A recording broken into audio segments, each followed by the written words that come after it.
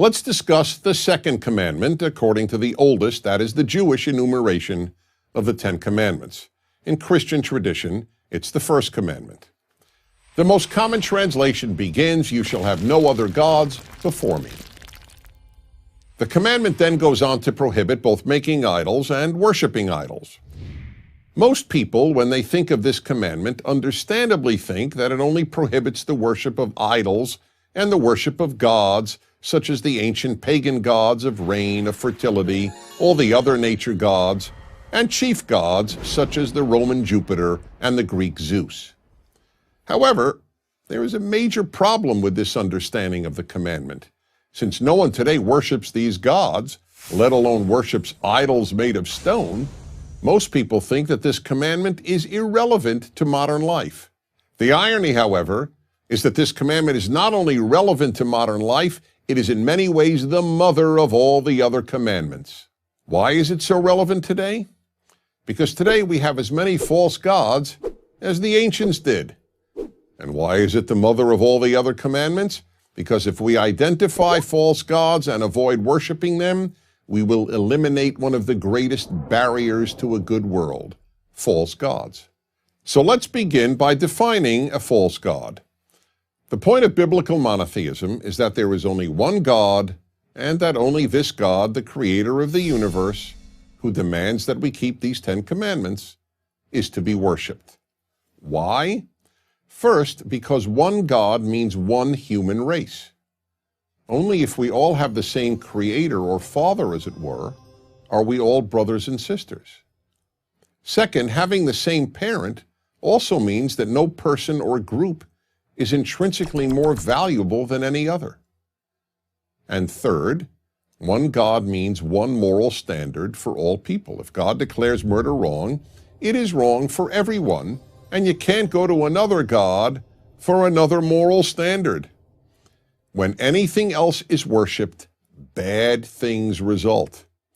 Not only things that can obviously lead to evil, such as the worship of power, or race, or money, or flag, but also things that are almost always seen as quite beautiful, such as art, or education, or even love.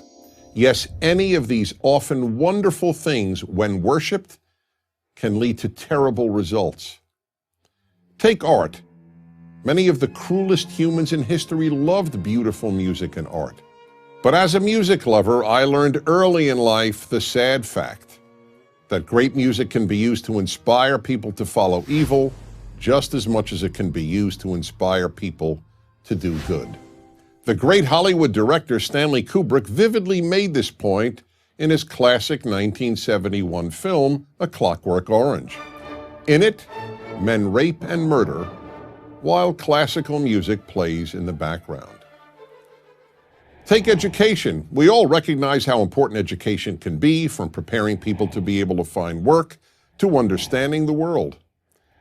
But education in and of itself, divorced from the higher ends of God and goodness, can lead, and often has led, to great evil. Many of the best educated people in Germany supported Hitler and the Nazis, and almost all of the Western world supporters of the genocidal regimes of Stalin in the Soviet Union and Mao in China were highly educated. There is nothing about a PhD that guarantees a person will be wiser, kinder, or more ethical than someone with only a high school education. The same holds true even of love. Love, of course, is so often beautiful, but it too can lead to evil. In the 20th century, people who put love of country above love of God and goodness often committed terrible evil. And here's a test for you. Imagine that the pet you love and a stranger, a person you don't know and therefore could not possibly love, are drowning. Do you first try to save your pet or the stranger? Well, if love is an end in itself, you save your pet. But if you hold human life as a higher value than love, you won't follow love. This commandment made the ethical revolution of the Bible and of the Ten Commandments, what is known as ethical monotheism, possible. Worship the God of the Ten Commandments, and you will make a good world. Worship a false god, no matter how noble sounding, and you will end up with a world of cruelty.